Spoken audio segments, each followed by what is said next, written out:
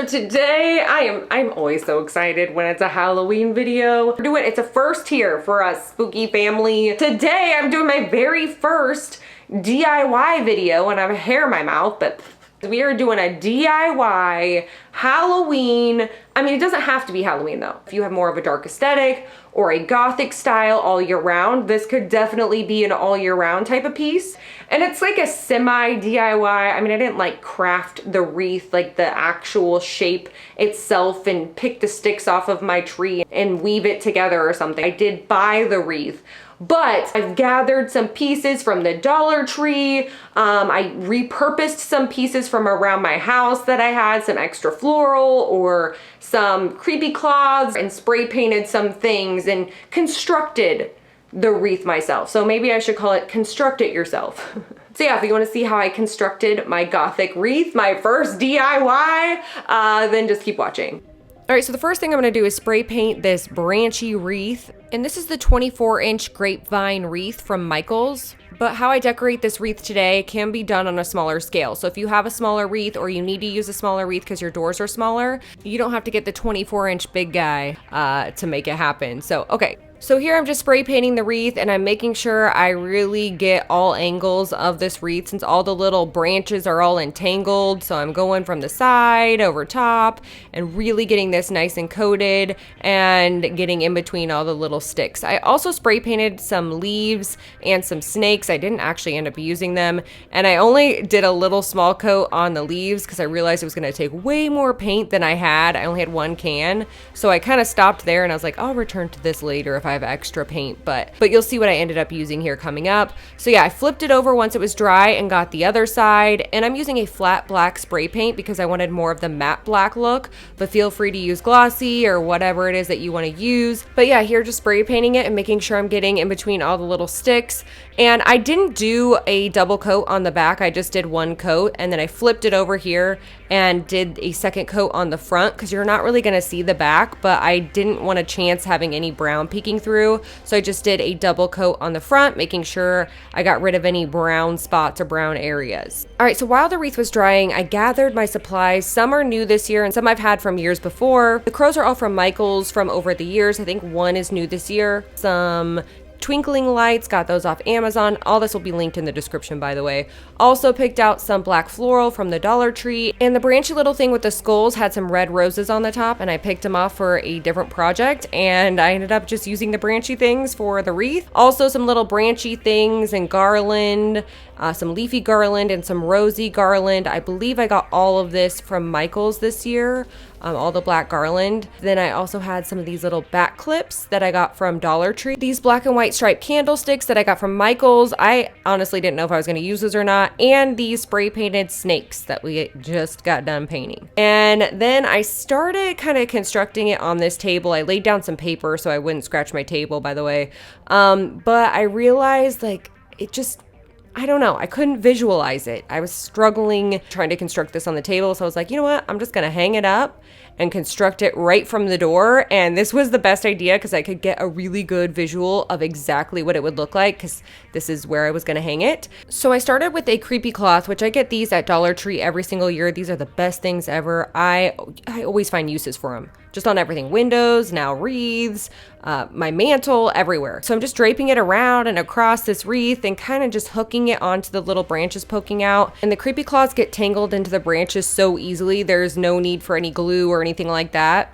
Then I took these black roses that I got from Dollar Tree and took the little like stem and just shoved it right in between the branches. And once again, it stuck right there. It didn't need any zip ties or any glue or anything like that. And then from there, I just separated the stems and kind of maneuvered them around and scrunched them up a little bit since there is wire in the stems. Kind of just maneuvered them around until I got the look I was going for. Then I put in a little sparkly bat that has a clip on it so it clips right onto the branches. Once again, I loved it that I didn't need to glue anything or zip tie anything. Then I took the other little bouquet of black roses and once again kind of stuck the main stem into the wreath and just separated the roses and the branches where I wanted them.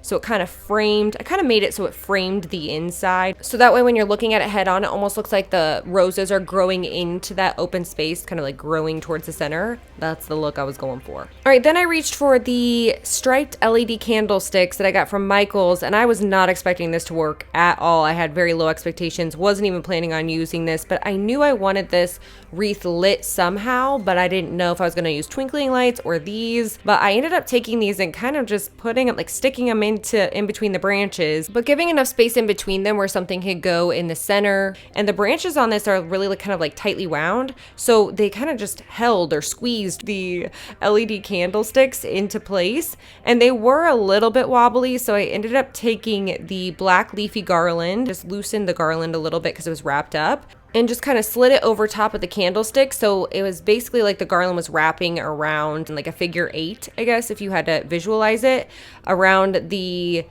candlestick, so it held them in place. And then it also just gave some foliage action happening, so, and some more texture, so I was really excited. All right, so here my original plan for this wreath was to have like a little branchy nest and then have a crow sitting in the nest. And no matter what size of crow I used, it just was not working. So the crow was getting lost in all of the black foliage and everything.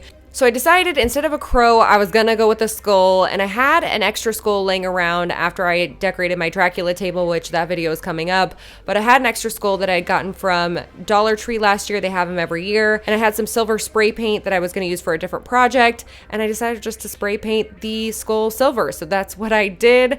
All right, so while I was waiting for my silver skull to dry, I figured I would just make some finishing touches on the wreath. I kind of separated some of the branches and some of the foliage, and I added some more little bat clips. And I kind of add things in areas that don't look like they have a lot of texture, just like empty spaces. I'll add little things. And here I was still trying to make the crow thing work. And I don't think it looked bad. I do think it's an option, like I can always switch it up, but it wasn't, I don't know. I had another plan for some crows because I wasn't going to let it go. So I ended up taking the plastic leg of the crow and sticking it in the wreath, like into the branches. And the way the claws are kind of separated, it tangled right up into the branches, so it was nice and secure. Then I kind of adjusted the nest, the little branchy nest, and then placed my silver skull in the nest. And I think the silver, in my opinion, like I don't dislike the crow, but the silver skull, it's just the little pop of something it needed, in my opinion.